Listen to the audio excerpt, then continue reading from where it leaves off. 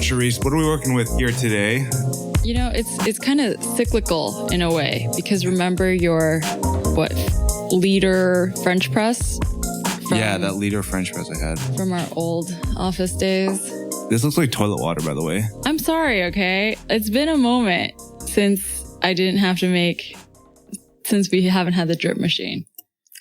I don't think I've made French press since 3 years ago. It tastes like warm water with like an infusion of coffee. Or another way of looking at it is, it doesn't taste like coffee. Someone made 1 cup of coffee, but they needed to ration it between 10 people. And they diluted it. Yes. Yeah, that's pretty much it. But then added a little bit of food coloring. You are responsible for the next pot. I'll probably be overzealous. I'll probably put in like 10 scoops. Yeah. Just to overcompensate. See, I think I'll go the other way. I mean, even back when I remember you were making French press, it was too strong. So, but why did I have to buy the French press? The reason is I didn't just randomly go out and get one. What is kind of interesting is, I think we had, so it's an American coffee maker, right? That needs to plug in and the voltage needs to be converted. And then the converter has a fuse. And then I think Elphick blew the fuse. Oh, really? But I mean, it's a fuse. Was it really him? It's like 70 cents. Man. Whatever. Okay. But see, the problem is not that it costs money. It's that no one has been bothered to go and replace the thing, which is why we've all been buying coffee. I'm going to put ourselves on blast. This is not good to admit, but it's also because Nathan bought that canned coffee and we were drinking that a lot. I wasn't. You weren't, but I was buying a lot of McDonald's coffee. I was putting myself on blast now. All right, let's move on. So I had a friend recently tell me, hey, I thought you announced that you were going to grad school on the podcast, but I've been listening to the podcast and I'm up to date and I didn't hear the announcement. And he was like, did you ever say it? And I said, I thought I did, but maybe Eugene edited me out. You never said it. I never said it? You never said it. Okay, so this is the official announcement. Like 5 months later.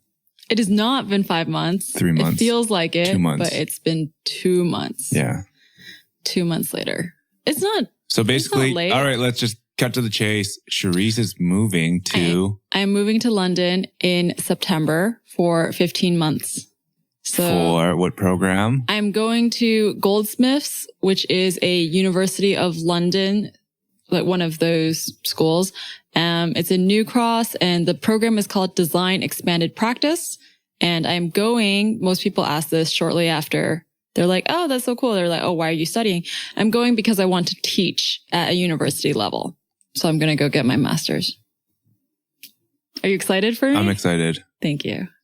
I had to force you into that one. I have to say, like, just as a side, like, I think it's really important for, how do I put this? Like, obviously in this relationship between Charisse and I'm technically her boss, but but we're also equals as podcast co-hosts. But to that point, I think it's really important that you're always sort of supportive of people to go on and pursue their passions. I think I always say this, and it's not my original thought, but when people come through your doors, it's really on borrowed time.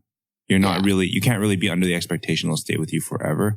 But this also doesn't mean Charisse is leaving in a sort of like working capacity. Right. Sorry, that was unclear. But so to that point, basically you need to support people. This is just a massive clusterfuck now. It's all over the place. But so support people, let them pursue their passions. But sink your talents into them so they never leave you. They never want to leave. Right. Okay. So yeah, Charisse is still involved. Right. And it doesn't mean that this podcast is discontinuing. That'd be so sad. I would be so sad if that's what we were announcing. That's not it. Basically, we're low-key supporting Charisse so she can infiltrate London's creative scene and... Yeah, and take it from there. If you are in Europe or London, give me a shout. Yeah. Anywhere in that. I'm feeling extra peppy today. World. And it's funny because you're on 3 hours of sleep? Is that why you're feeling extra peppy? I'm probably still drunk. And it's funny because this is a byproduct of that, the other podcast we did about partying. So I've received some positive feedback about the follow-up section, which is basically this sort of introductory part of the podcast where people enjoy it when we talk and banter, which I'm feeling extra banter-y today. Okay. So our good friends at Yardbird, Lindsay and Matt, Elliot, Yosh, I can't list them all. Like, I'll probably go through the whole restaurant. Anyways, they released a new book with Fiden. Mm-hmm. Really dope. Did you find out that that's how you say it? I'm going to go with it. Okay. If someone knows that it's not pronounced Fiden, Phaidon, then please let me know. Anyways, dope book. Yeah, chicken and charcoal, available on Amazon. Yeah, so they had a little party for it, and it was free flow alcohol and free flow food. Skewers? So everything. Oh. It was like skewers, liver mousse, pate, that sounds delicious. corn balls, katsu sandos. And you went and you said, and I asked you before you were going, I was like, Eugene, how late are you going to be there? Because we're recording tomorrow morning. And you were like, I'm going to go home early. Dude, that did not happen. So what happened was the reason I had to go home and I had 2 calls, one starting at 9 p.m., 11, and then 12:30. So I basically took 3 calls at the restaurant outside. You're kidding me. Yeah. It's just really bad too because... Did you apologize to each person on the other line? Oh, hey, I'm so sorry. I was on mute. I wasn't that important. Okay. But okay, you were sitting in on 3 calls. I had to chime in on some of them. But to that point also, what was also interesting is that when you have AirPods in, you just look mad antisocial because if you look at someone across the room, they're just like, they're standing there, sitting there. Like there's no like string for people to contextualize, oh, he's probably on a call. Right. Yeah, some people come over and like, I don't know how you like, it's just, you feel like a dick. What do you do? Because if you're on the phone and someone doesn't see the phone, you like point at the phone, right? If you got AirPods in, what do you do? You just feel like a dick. You're like, I'm so important that I'm taking this call outside a restaurant when they're having a party. Anyways. So you compensated by staying extra late and drinking more. Well, it was like not by choice. Like every time you come around, oh, your drink's empty. Here's another one. Yeah. Yardbird's really good about that. Yeah. No, I was going to mention, you know how you asked me about Castro yesterday? Yes. So Castro is a podcast app. Yes. New, open source, right? And you said you were going to give it a try. And then actually like 2 hours after that conversation, happened to see it come up on my timeline. And they were, the people who were talking about it were saying, oh, it's a great thing that Castro exists because Overcast can't be like the only one trying to revolutionize the podcast player market. Mm-hmm. Just wanted to say. Well, that's all? There's way more to that. Oh my God. I feel like you stopped extra short. That's all I got because I didn't actually download it. So I don't have like... No, go to Twitter right now. Okay. Go to Twitter right now and then go to Marco Arment? Yeah, go to his timeline. Marco Arment is the founder of Overcast. He's like the voice of reason within the tech world, I'd say. A voice of reason. Let me rephrase that. So there's... the primary... So look at the part where he replies because someone kind of took a little dig at him. Well, sorry, 1 second. Internet's being really slow. Is it this one? I actually want and need Castro. Yes. Yeah, that's what I saw. So Marco Arment said, I actually want and need Castro and other podcast players to succeed. My goal of keeping podcasting open requires diversity among player apps. So many apps all built on open podcasting that producers can't ignore or control them all. Overcast can't do it alone. Yes. So that was probably the tweet you saw. Yeah, I think that is the tweet I saw. I think I retweeted that. So I don't know if I saw it from you or someone else or several people because we're in this world. Yeah, that's what I saw. And he was responding to a guy who wasn't making I think he was low-key trying to diss him, like sneak diss. It was a little bit of a dig. It was just like, oh, Castro's giving you a run for your money, Marco. Kind of that kind of thing. But it was complimentary to both parties, honestly. Honestly, I think it's good. I'm curious when you have these types of apps, if financial support of them is binary. Like, for example, if you have $3 to spend, are you going to spend $3 on Castro or $3 on Overcast, or will you do both? Right. It doesn't make sense to do both beyond I'm a fan of podcasting. Would I do both? I would probably do both. I might do both. $3 is like not that expensive, but if it was like $15, obviously that's a different story. I mean, it's also not subscription based. So I'm okay with making like a one-time. Wait, is it subscription based? It can be, I think. I would be willing to give money to try them, but I'm not going to keep like 2 subscriptions for essentially the same service. I'm really bad for that. Like if I believe in something and I just here's some money because I feel like I'm supporting the ecosystem. But there is a limit. There's like, if it's more than X dollars, then probably not. Yeah, you're not going to support like 5 good podcast players. Mm-hmm. Right. Anyway, just wanted to say it's a good thing. Wow, that's a new record. It's like 11 minutes in. It's not a record. And then you edit it, and then it becomes like 7 minutes, Do you want to start today? Sure, I'll start today. Should we kick things off? Yours is a heavy one. No, actually, it is, but it isn't. Well, it's heavier for me because I feel like though I did read at least one book on this subject. Yeah. So I shouldn't underestimate myself. All right. My topic this week is The History of Venture Capital by Logic Magazine. The article itself stems from the magazine, which I'm not sure actually how often they publish. It's on the site, I think. But it's anyways, issue-based. Yeah, it's so issue-based. More traditional. Yeah. So they do a lot of writing around technology and how it interfaces with culture, etc.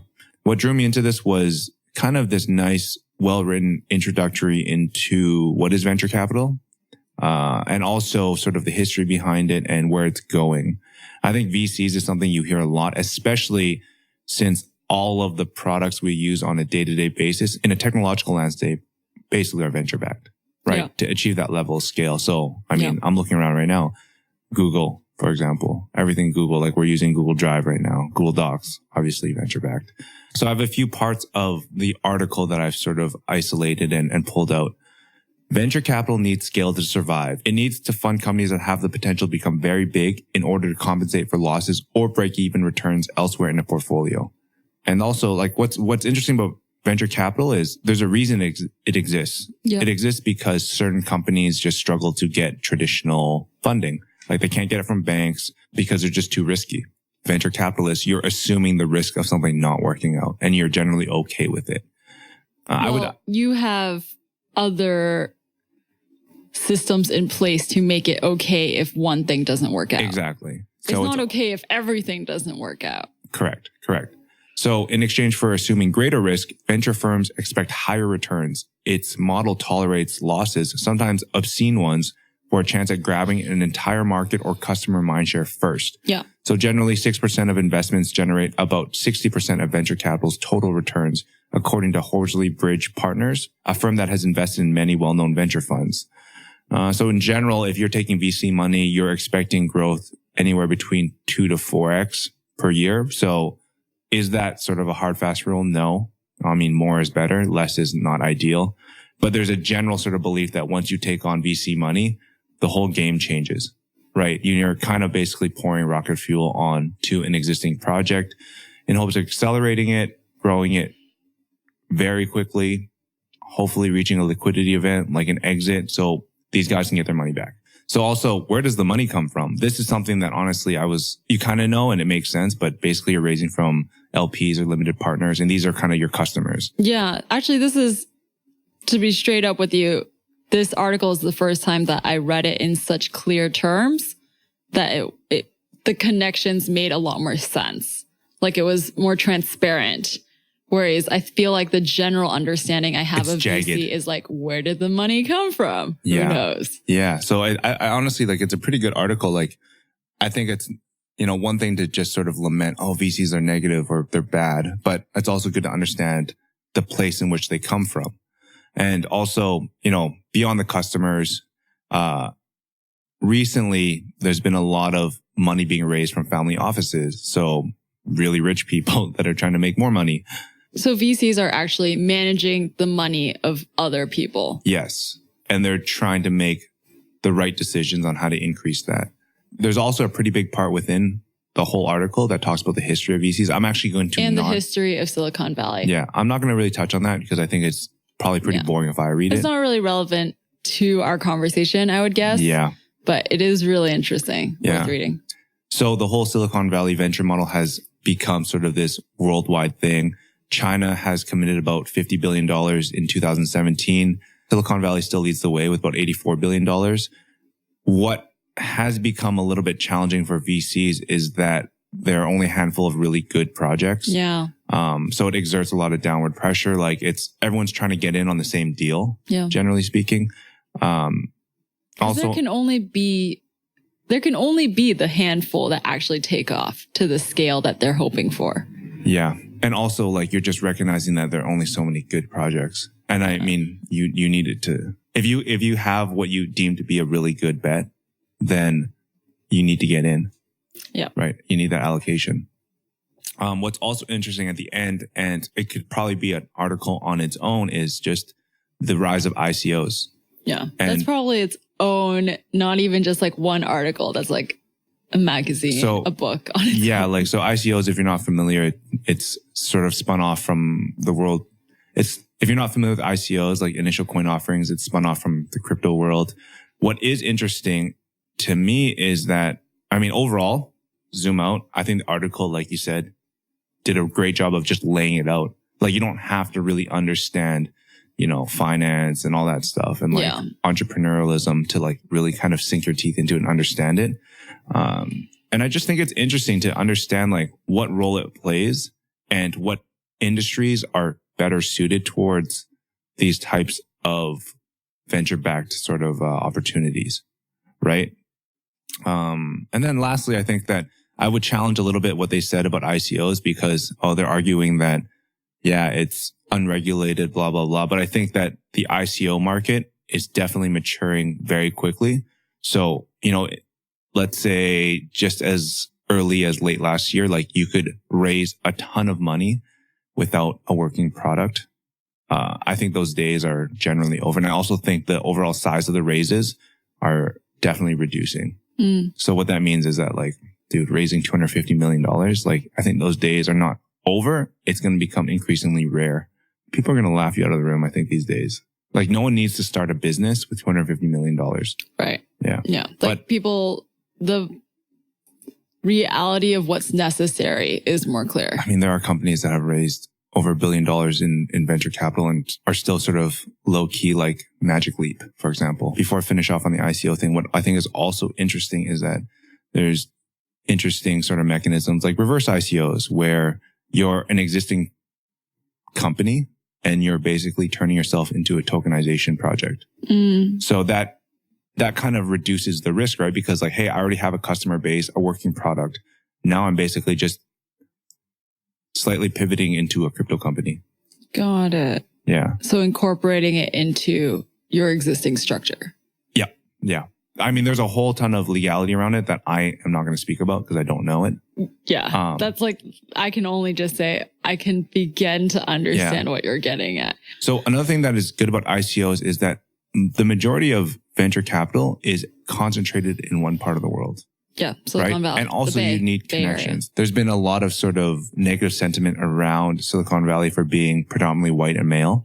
So that means if you're not within that sort of club, then it's hard to get funding. Yeah. I've heard that sentiment. My question, which I have tabled, we're going to get back to, but to respond about ICOs, which I do not know very much about at all, but I can understand that something that does disrupt the norm of VCs is good, right? Like so long as it's a bit of a shakeup to how they're doing things, that they might start reconsidering what they're doing. So I think ultimately it'll be interesting because the reason why I actually chose this, and this is kind of tipping into a pretty long sort of intro, is that we've been talking about this as of actually it was just sort of like ironic. Within the last 24 hours, you're just talking about like, hey, if a magazine or a media company was to raise money, which we know there's a lot of publications that have done that, whether it's BuzzFeed, The Outline just did it, etc. What would that look like for MAEKAN? What would the right partner be? And, what would we be able to do with that?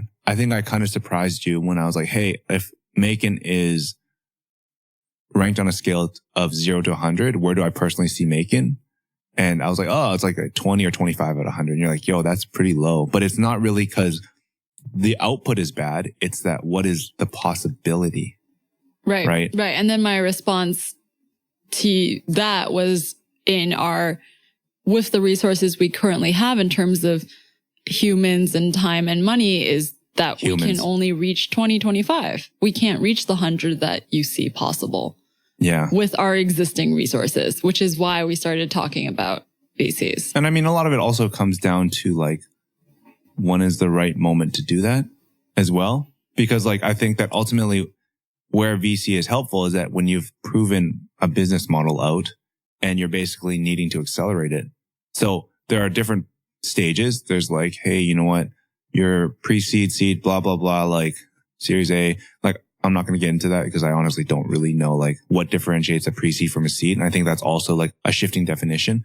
Different phases require different things. And like, I couldn't really tell you where MAEKAN is in terms of that phase. Like, I would still say it's in the discovery phase of proving out like a business model, right? Like, I think that between the studio and the publication, there's clarity there as like how they make money. It's just that, you know, you go on to MAEKAN right now, there's no ads, there's not really any sort of brand involvement, which it's very not obvious to an outsider how we're afloat. Yeah. I'm sure you get asked that a lot. You've mentioned this before. Yeah. And so have you. Okay. I want to get back to my question about VCs in general, which I think is related to the conversation about VCs in relation to MAEKAN. Does the system force companies to reach a scale that is unnatural? Yes, because the scale is something you probably couldn't reach through organic growth. Is it unnatural for what the product is? Did you see what I mean? Okay. Like, not every company as it is, like as its goal is intended to be a Facebook. Correct. But then also the one thing to consider is like a lot of these products are like network effects, right? So like a Facebook, for example, is better when more people use it. So like if that's inherently the type of product, then you need to blow it up. Blow it up in a positive sense. What if the thing is a niche thing? Then I don't think VC is the right thing. It's not the right sort of... Or what if what it wants to be is a medium-sized company? Like, what I'm saying is not every company should aspire to this global reach, right? I agree, but I think that there's just like several nuances in the definition of what is like VC there. I'm not going to go and break down like, oh, there's like different how to put it? There's different categories of investors that have different types of returns in mind. Right. I guess when I think about it, I always think about VCs wanting this, massive blow up, right? Like a thing that is undiscovered becomes something on a ginormous global scale that they didn't know was necessarily going to happen. Yeah. And I feel like, well, most companies aren't going to be like that. So what happens to all the companies that they invest in that are not that? You don't get the VC's time? Like, do you not? I mean, yeah, I think, no, definitely. There's different types of projects that require different funding. So for example, I'm making this up. Let's say that you're a company that can never exist outside of the Northwest of the United States, right? It doesn't mean that you don't deserve funding. It's just that you're going to seek a different type of funding from a different type of investor. But those investors exist as well. Yeah. That are happy. But I wouldn't say they're VCs. Got it. Yeah. Got it. If it is a VC, then they are looking for something that will become much bigger. So then if they invest in a smaller company, all they invest in are probably like ideas, right? Like that's what they're in the business of, something that's undervalued that becomes extremely valuable. Or they're just waiting for something to hit a certain critical mass and then they come in. So like if it becomes obvious that the thing is not going to reach that mass, then doesn't that company become neglected in a way? From VCs, yeah. Yeah. There isn't a shortage of money in the world. So it's just that like... It's just that the distribution of the money This is what I was talking about yesterday when I was saying like there are certain expectations that you can't escape by taking VC money. To kind of keep it within the discussion of media, like media companies I don't think are very well suited towards the typical sort of VC-backed raises. Yeah. Like they still need money to operate, don't get me wrong. But I think that there has to be a clear expectation on what you're getting from it. No, I mean, obviously it'd be great if media companies could get that kind of injection of funds, but like logic says, you have to deliver large returns so that the venture investor can deliver even larger returns to the limited partners. And media is just not built to deliver those returns. Exactly, because it definitely contorts the product in a way. Yeah. That's just what I wanted to. I'm curious, like when you look at something like BuzzFeed, which started off as listicles, etc., do you think they've done enough to establish themselves as a credible media outlet? I think they have done a lot to establish themselves credibly in terms of the BuzzFeed news side, but they can't shed those listicles because that's part of their business model. Correct. So it's like the chicken and egg. Had they not sought out this sort of VC injection, could they have achieved that credibility on the news side? Right. So just a thing to consider. Well, I think also sometimes when we're considering, and maybe this more comes from us, I don't know about general people not in media, but I feel like we are a bit of media snobs sometimes. Like you think of BuzzFeed and you write it off as the listicle company instead of giving credit to the news side. But we're also brand people. Yeah. So you could be a snob, but you also be a brand person. I guess I should also preface that I've never raised VC money. So this is also something that I'm sure there's things that like, oh, Eugene, you're so stupid, or like Eugene doesn't really understand it. I'm sure there's things that like I haven't really been in a room with a VC, but I think I've spoken with a lot of people that have, and I kind of understand it from that perspective. Well, my reading on this subject prior to this conversation was Reset by Ellen Pao, which definitely casts VC in a not good light. Yeah. Well, it's just, I mean, it's a true aspect of VC. Like that book, you know, Ellen Pao. Yeah, yeah. The ex-Reddit. Ex-Reddit, ex-Kleiner Perkins, sued her boss. It's just, it talks mainly about the negative aspects. So maybe that's also like where my negative perception comes from. What also kind of interests me within the whole world of fundraising, you recognize that businesses need the ability to raise money to grow and to like validate and to explore and to experiment. And if you don't have access to that, then you're really confined. Yeah. Like you're basically just running something that keeps your head above water. Mm-hmm. And that's something that, you know, crossed my mind. It's like, hey, you know what? You're running an independent media company. How do you ensure that you're not just keeping your head above water? Like, where are you going to be next year and the year after? Yeah. I mean, we joked about just finding a rich person to give us money. Lots of those people in Hong Kong. We just got to meet them. Yeah. No, but I know what you mean, because like, I also thought about Eaton Hotel. Yeah. Which fortunately, because of their background, has money to use to experiment, which is how I wound up at that talk about psychedelics. Cause it's like that series of talks about psychedelics did not earn anything. And the reason they could host it is because they have that hotel money behind them. On a personal level for you, what is the balance or the intersection between the artistry and the ability to grow something? Well, I feel like in my personal work, I actually mostly do work that's just work. I don't think of my web design work as art, so I'm not precious about it. Like I don't feel like, oh, I have to make this kind of value compromise to be designing this website, and it's not true to my values. So it's fine because it's just like how I make money. I think when I think about that balance the most, I do think about MAEKAN, because I don't know. I wouldn't want to be told by someone else or some entity that's not you and Alex what we should be doing. Or I would just, not that I immediately write that off, but I am just more skeptical. I mean, the intentions change, right? When you're soliciting money from investors, part of their intention is to make money. Yeah, of course. Which is not a bad thing. It's just that, what is the balance? I mean, I want to make money too. I think it's just, you would just have to be clear on what is this person's reasons for wanting me to make money. I would say in general, it's always touch and go. It's the sustainability of it. You know, we always have this conversation, like dating back to, I'm sure dating back to, I don't know how many podcasts ago, about sustainability versus sustainability towards a longer term goal versus what you need in the immediate. So, I mean, every time a magazine folds, I feel like I have this conversation again with you. And that's why I didn't pick the interview magazine closing, because I was just like, well, it's the same conversation. You know, how many different places can it go? For context, Interview magazine announced Chapter 7 bankruptcy and owes a lot of money to people. Yeah.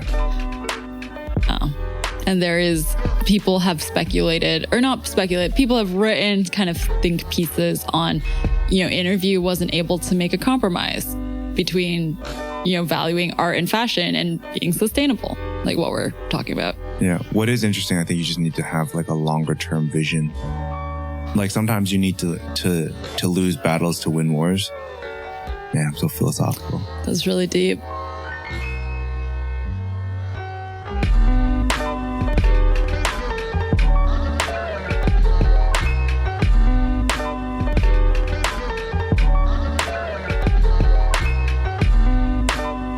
Okay, my topic is Instagram confirms that the company is working on adding time tracking to the app, and they have launched a notification that tells you when you are all caught up. Instagram launching these measures that are related to digital well-being are indicative of a greater trend right now in tech companies. This month, Google revealed a series of different time management controls at their I/O conference. They debuted this dashboard that shows you how much time you spend in different apps, and you can set time limits for yourself related to the different apps.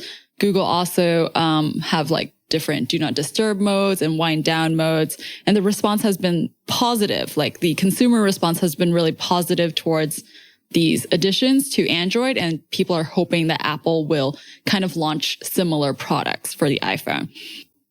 So this recent news about Instagram was revealed because there was this one curious person looking at code that hadn't been officially launched yet, like in the background. And it revealed a new kind of dashboard, like a new panel where you can see the total time you spent on the app, but it's unclear whether it's like total time in history, which is unlikely, or like that day or month or week. And then CEO Kevin Systrom confirmed it on Twitter, and he says, quote, "It's true. We're building tools that will help the IG community know more about the time they spend on Instagram. Any time should be positive and intentional. Understanding how time online impacts people is important, and it's the responsibility of all companies to be honest about this. We want to be part of the solution. I take that responsibility seriously." So my question for you is, should we as consumers be requiring this kind of parenting from tech companies as it pertains to products? Yes. Just totally yes. I think so. Do you not think that it shows an individual inability to self-discipline? The reason why I'm so for it is that we're too fresh into the development of digital culture that we don't really know where it's going. So I think that if we were to be, let's say, 25 years into this whole experience, and then we're still unable to kind of understand its impact on us as a culture and society, that's an issue. But not when we're so fresh into something. There's so much experimentation going on and just like kind of understanding how something impacts us that we don't really know. And also I think there's different impacts on a cultural level. Like Instagram usage between you and I will be different than Instagram usage towards like a 15-year-old. Right. So like there's different things going on. So I think that until we fully understand, I don't really see it as an issue, because there's a lot of these things too that are bubbling up. And I had this conversation with somebody. I was like saying, if you look at the way we've sort of looked at, this is what came up. This was like part of my drunken conversation at Yardbird. It was discussing two things that are fundamentally lacking in terms of education, and that's like financial literacy and just information processing.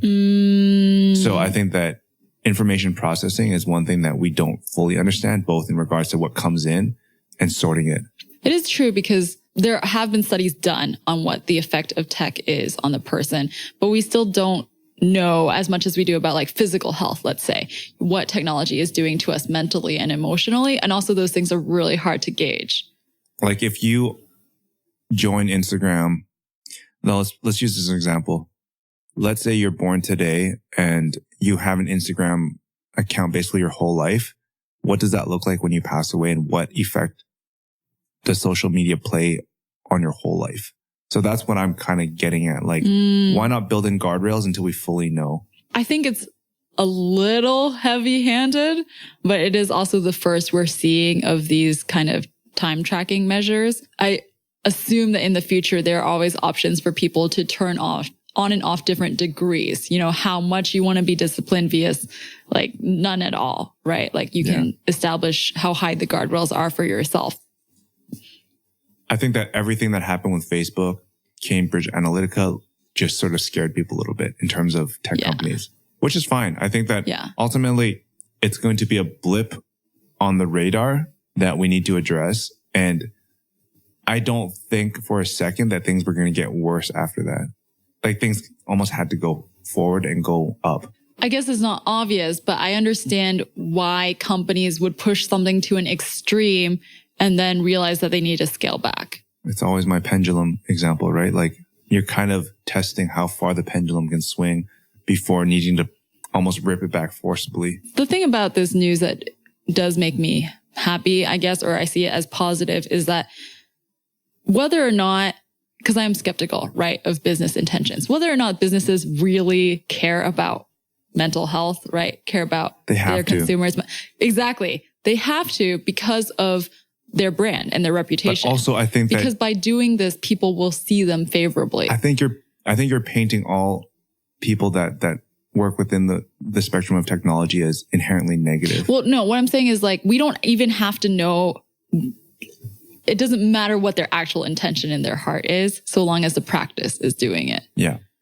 Right. Like the intention might be, we will improve our brand's reputation and therefore, you know, our stock will go up. Yeah. But that's fine if what the practice looks like is to ensure digital well-being. I mean, yes, maybe I'm being a little bit harsh, but it's also like I shouldn't really care about, well, what does Kevin Systrom really care? You know, like this doesn't matter so long as he's doing it. There is a responsibility I think you and I recognize with these people that are kind of pulling the strings. Yeah. But you know what's kind of the funny element of the "you're all caught up" thing is that it could have also been solved by giving back a chronological feed. What's interesting though is that to that point on Twitter, like it's semi-chronological, right? Yeah. And sometimes I get annoyed when I see a tweet I've already seen. Is it because someone's retweeting it? No, because I've just gotten to the end, but you don't know you're at the end. How do you've just forgotten? No, because you'll scroll and like, I've already seen this. Oh. You know what I mean? Like I think that maybe this is inducing anxiety. But for example, let's say, if you're going to create, you're all caught up, why not just like create some sort of like number? You have 15 more posts.